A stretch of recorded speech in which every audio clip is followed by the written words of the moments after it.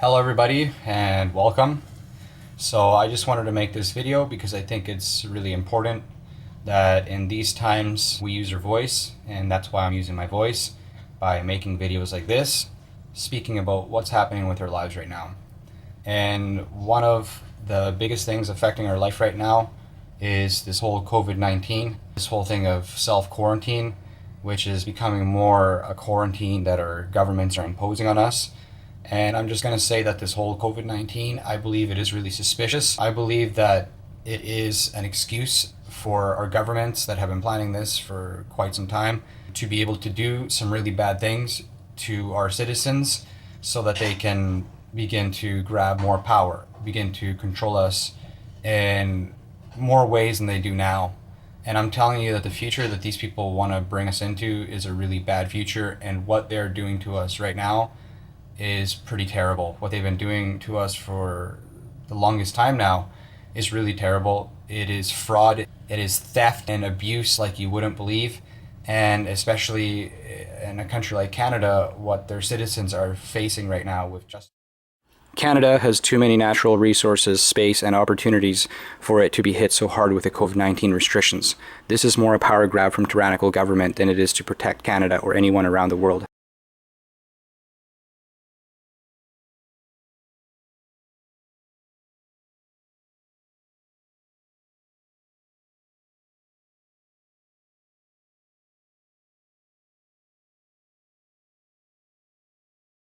Especially in a country like Canada, what their citizens are facing right now with Justin Trudeau, or the excuse why Justin Trudeau right now is doing what Justin Trudeau is doing. Because it could have been any prime minister that is doing to Canada what Justin Trudeau is right now. And Justin Trudeau is basically just a face, just a puppet that is placed there by what's really ruling Canada right now and much of the English world.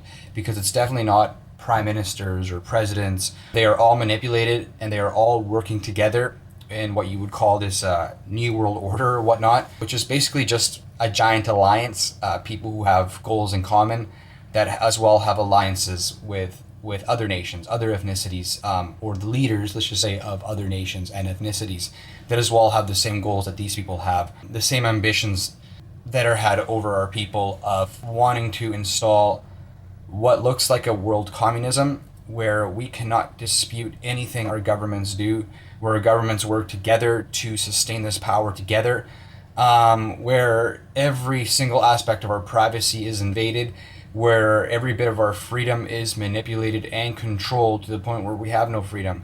What I'm basically describing is an environment of slavery. And yes, there's going to be some families that are going to do good, and there's a lot of families that are very aware that this is coming and want this to come because they think that they're going to have some sort of better status.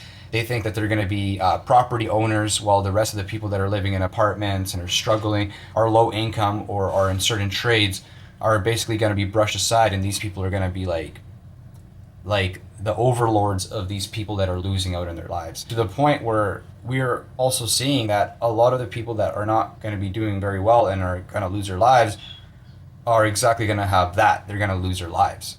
Where they're saying that because there's no jobs for these people, they're just basically out there eating food. They got political opinions. Some of these people might be really conservative. They might have religious beliefs. We got to begin to watch these people, because these people are now lingering amongst the societies that we have now, and that they may be a risk towards us.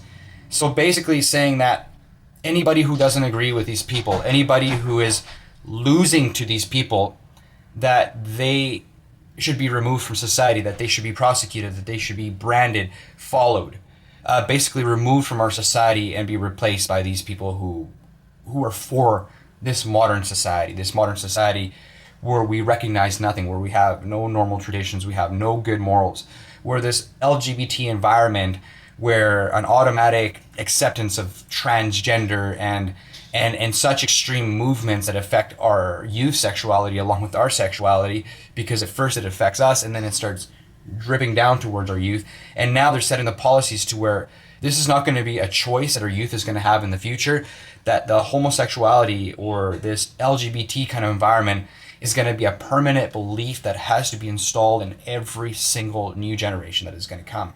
And that, my friends, is tyranny. That is manipulating people's sexuality, manipulating people's livelihoods, manipulating the way people eat, the way they live in this environment, to the point where, yes, we are slaves. And when you get people who are saying, we want this, our youth are saying, we want this, we want these policies, we want this LGBT, we want these kind of influences among us and our families and for the future generations, that is when you are beginning to see that this system not only is tyrannical, but it is actively manipulating our youth into accepting this abuse, and not only accepting this abuse, but also turning on the very parents that they have that are raising them and caring for them. We've already seen with MSNBC and some of the commercials they have made about taking care of kids, and some of the spokespersons who are saying that kids, that parents got to take this notion out of their heads that kids belong to them. And that they got to begin to accept that kids belong to entire communities, and that it is up to entire communities to raise children. Basically saying that the parent has no role there, because they're going to install a new system of social services where you have teachers and social workers and people who are basically the third parents. And what happens is that we have no say. We have no say against that. Anything that we do can be scrutinized, can be looked as extreme, can be looked as bad, even child abuse, to the point where if we want to be parents like parents normally should be, we could possibly be viewed as terrorists. We could possibly be viewed as people that are potentially trying to harm an entire country, especially our kids. And that is a really terrible environment already. If you don't accept certain vaccinations or this or that you have to sign now consent forms in many regions here in the West, saying that you are endangering your child and that you are fully aware that you are endangering your child, and by not consenting to this, that you're endangering your child.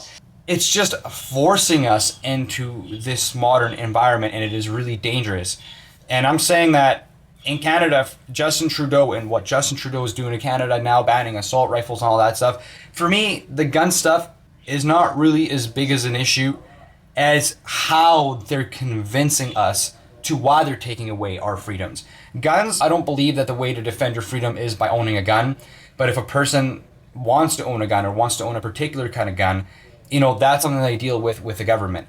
But it's the excuse of saying that anybody who owns a gun is going to commit mass murders. Anybody who has a particular opinion or a conservative opinion or a patriotic opinion or a religious opinion, especially Christian opinions, that these people are potentially bad. Well, we just finished seeing the Middle East get slammed with an invasion where entire countries were remodeled in the name of fighting terrorism, and now they're saying that we have to respect Islam.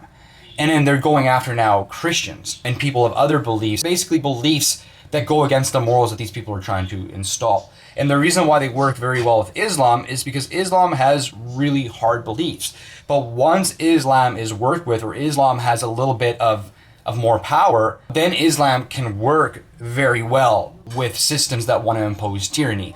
Why? Because they can impose death, they can impose execution, they can impose restrictions on people's speech, anything, as long as the religious leaders of that sect are doing well and are working with the system. I'm telling you, Islam will work perfectly with her system to prosecute the rest of the people who doesn't want to go with it. That's why they use these cultures. That's why these nations have been invaded and restructured and remodeled, as well as many countries in Latin America, as well, have been affected by corruption, cartels, and basically terrorist movements and terrorist groups that are being influenced and sponsored and directly funded by our systems here in North America, by our English-speaking systems, that are saying that we need this censorship, that are saying that we need this new world order, that we need a change in our world where we got to eliminate, all the threats that are threatening humanity, while this system is polluting the world far more quicker than they can say they're trying to recover it. All these things, a cleaner world, a better use of our energy in order to preserve our world, it's all a farce. It's all fake. These people are destroying our natural environment so that we cannot use them, destroying our natural farmland so that we cannot use it, destroying all good nature and all good things that work together in nature so that we as the regular people cannot access it anymore. Why? So that we can be using these people's genetically modified farms, the way these people are controlling water, to even the air that we breathe, to the space that we live in, the space that we can move in. That's part of what this COVID-19 is to restrict the movements of people in civilized countries who are obviously not used to communistic systems, tyrannical systems that are used to massacring parts of the population that don't agree with them. Basically, I'm talking about something really primitive. A really old genocidal mentality is trying to take over our beautiful modern countries. And I'm saying this mentality is part of the reasons why we fought the world wars that we just fought. These world wars were not to fight people who were trying to take over the world and install a super race. This wasn't against the ideas that we said Hitler had. Our wars are basically more fought with the idea of defeating something actually like communism, but we never really put a name to it, and now our systems are becoming that. So what we in reality did is that we blamed the nations that we were fighting against for having that communist mentality, for having that mentality of wanting to affect the world, of wanting to enslave people, of wanting to put people in concentration camps, because that's what communism was doing. And also that's what the English system was doing to First Nations people, and as well to a lot of its own citizens here in North America, just so you know, especially places like Canada, where it had an apartheid mentality, an apartheid system. Just like you see in South Africa, that was here in North America. That's why our systems compared to Latin America, we only see what we have here, what we have imposed here through the invasions that we have brought in the past. And as well, today we have this thing where we are, pretending to respect Black history. We're pretending to respect First Nations, while at the same time not recognizing what was done to Latin Americans in the United States. Instead, what we're doing is that we are focusing on movements and groups that are making our people more racist, that are making us fight more against each other, which is causing people of different skin colors to the European ethnicity to begin to be racist towards European, and even to be racist amongst other people of their skin colors. So they're racist amongst Asian people of Islam, don't get along with other ethnicities. So what they're doing is that they're purposely breaking us apart. So when they're installing these things like COVID-19, we're not able to get together as communities. Why? Because we got so much conflict within ourselves. We got so much differing in opinions. And the whole LGBT thing was saying that we are all inclusive, that we are all this, that we are all, about sharing and breaking all this. So what I'm saying is that our systems are causing all this trouble and all this hate amongst ourselves, so that afterwards they can say, see, we're fighting against racism, we're fighting against this rape culture that we have to legalize the male in the family, we have to manipulate the female in the family and the kids, to not form a family so that we can have more control. And now when people are supposed to get together in their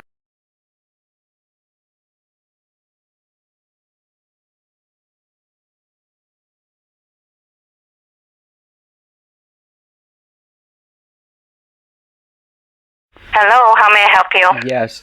With this whole COVID-19, are you guys seeing any is this thing gonna get better anytime soon, or is it like picking up? Is it getting worse, where like the quarantine is becoming more or something like that? I really can't answer that. I'm not a healthcare professional to answer that question, so I can't help you with that, unfortunately. But don't you guys find it kind of suspicious that it's kind of like going this way where we're losing all our jobs, we're losing like all our freedoms, where there's lines being offered to where if you have social gatherings, maybe not in this country yet, but that you can report people like gathering together, that you can report kids playing basketball. Like, it seems like we're entering like in a state of like police state, kind of communism, rather than like actually trying to fight a virus. Saying that if people don't take a vaccination, that they're going to be deemed dangerous, and potentially, they're not going to be able to function like as citizens if they don't do it. And Canada in particular saying that they're going to be that like we can't buy beef, really, we can't buy pork, and it's like, why are farmers being affected? Like, it's just kind of like really suspicious that this whole coronavirus is leading to like the police and these like this whole system getting so much power, to the point where we're hearing that you guys also do parades outside hospitals, like celebrating healthcare workers and yourselves, while the people around you guys watching this are wearing masks and feeling like they're like they got no future. And it seems like you guys are getting more power, becoming more to a point where a citizen, all he can do is just be born, go to school, and if he wants a mortgage or something, he's going to have to pay for his entire life. Strata fees. I want to build a house, have some farming. You're not allowed to breed your dogs. You're not allowed to do this. You're not allowed to have an opinion. LGBT is permanent. And with this whole coronavirus, people are extremely concerned that it's turning into a thing where you guys are just getting this is just becoming worse, where it's not about preventing a virus, it's more about keeping people in check with new laws that want to come in, what we think is extreme, like this whole movement on LGBT, and if we say anything about that we might be able to face jail time, that we might be able to be targeted for hate speech, that having any religious belief might be viewed as some sort of fundamental extremism. And I'm sorry that I'm asking you this question, but it's I wanted to really ask that, what is your guys' opinion? Do you guys ever discuss this? Do you guys ever go, well, hey, listen, this seems a bit excessive. What are we enforcing here? What is this environment? Especially through a population, the amount of people that we have, and it's pretty scary. It's like we're being put under a condition of living that the UK has, where it's overpopulated, it's an island, no one can get off that island, farming is really limited. Whenever you make a public building or you get an amount of property, there's not enough property for other things, so basically everything's got to be restructurized every time a property is bought and sold. And it feels like Canada's doing that before we are even overpopulated. It's almost like our business is trying to say, hey, let's perfectly crop Canada to be what the United States isn't. Let's make it what the United States is not. You know what I'm saying? Not have these people have the notion where they can just have this American dream or come to Canada and be able to buy property and have a farm, to kind of break those notions, to just basically be migrating to another place where we're managing our populations, managing our resources, where Canada's not a better place to move to. And what I'm saying is, as an immigrant, as well, myself experiencing this, and also being a Canadian citizen that is very Canadianized, this is really scary, because I'm looking at both of our worlds. I'm looking at how our policies are affecting other countries. We're actively invading people because of their beliefs, because of extremism, terrorism. But then when we see what our governments are doing here with our very people, just this is an economical terrorism. We're this virus, everybody's living in terror and fear. And part of that fear is actually directed towards the very people who are supposedly there to protect us. So I'm going to stop you right there. So your thoughts, they either need to go to way higher up in the police chain, or they're going to go back to the government. This is not for something for me to answer for you. Yes, I understand. The sad thing is that when we send these letters to the government and to higher police,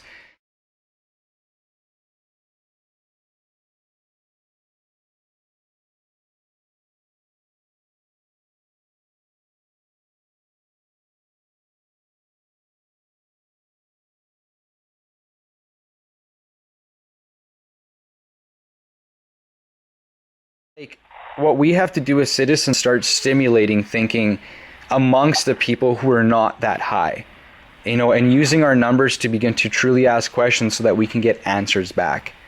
Because I've tried sending letters like that in the past over other things, and I get no questions back, or they're saying speak to this person, speak to that person.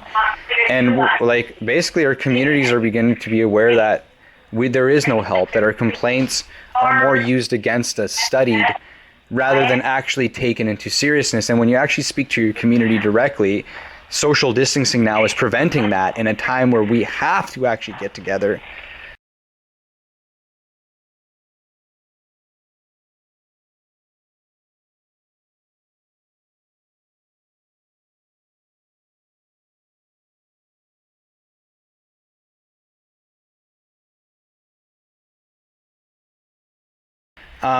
We're noticing that that's more effective.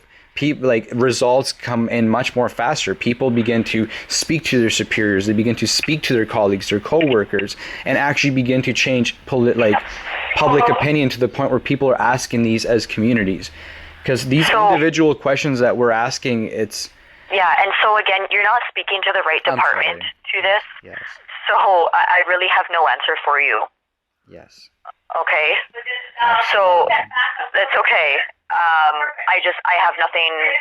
I have nothing to add. I have nothing to say to that for Yeah. you in Now, regards I'll to that. just ask you, if one day, they said that Canada is going to be entering a sort of authoritarian thing where, like, you guys are going to be given, like, basically the green light to investigate everybody, everything, social gatherings, everything, everybody's political opinion, how would you feel personally if those were the orders and the lists that you were giving in the near future?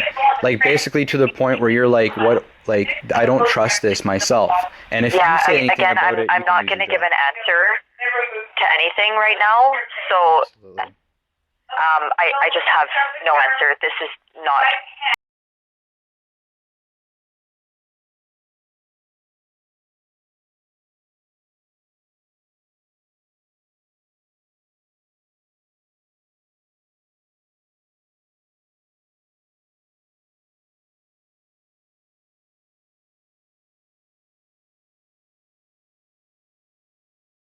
I know it's an opinion, and I'm not going to state my opinion. Absolutely. So Don't yeah, worry about it. if you have any more questions, I can help you with that. Yeah. But anything else, I can't help you with. My only suggestion is, don't worry about your opinion, is that you guys share it amongst yourselves. You guys do have the right to have an opinion. According to our human rights and as well as our Canadian Charter of Rights, you do have the right to have an opinion. Of course, your job or military service or medical service or even information sensitive with business, of course we have to keep it, but we do have the right to discuss it amongst ourselves. Maybe not sensitive stuff, not cases, but you do have the right to have an opinion. And I was hung up on. All right. So, I just wanted to ask those questions and seeing what the police themselves actually think about that and where this is all going, what they're able to answer themselves. And, the individual answered pretty good and also said that you should contact higher up, maybe someone above her in position of authority with the police, or someone in politics, someone who I guess reads your letters, or I don't know what it is. And my suggestion was that you guys begin to talk about this, begin to discuss this amongst your peers, your colleagues, and as well as that I understand that, her being able to answer is really limited. And it was pretty surprising at the end there, being hung up without being told that I'm tying up the lines or anything like that, or that they're busy. So it's just a pretty big, clue into the environment and to how the people who are supposed to be protecting us and how limited they are. I know it's an opinion, and I'm not going to state my opinion.